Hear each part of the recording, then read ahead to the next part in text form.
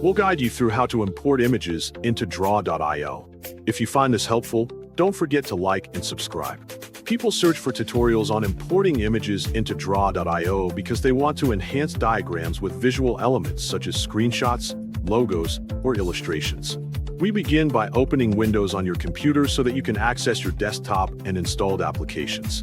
After the system is ready, open the Google Chrome browser, since it will be used to access the 𝗟𝗪.io website. When Chrome is open, move your cursor to the search or address bar at the top of the browser window and type 𝗟𝗪.io.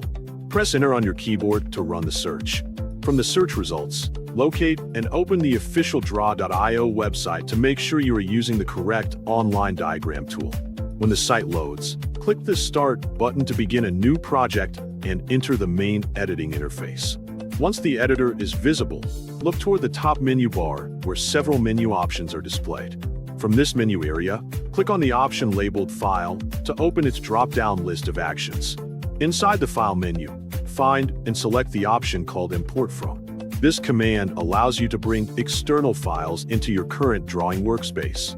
After clicking it, you will see several possible sources, because you can choose to import an image from many locations depending on where the file is stored. In this tutorial, however, we will select the device option so that the image can be taken directly from your computer. A file browser window will appear, allowing you to navigate through your folders. Carefully look through your files and find the image you want to import into the diagram. Once you locate it, click on the image file to select it. After confirming that the correct file is highlighted, press the Open button in the file browser window.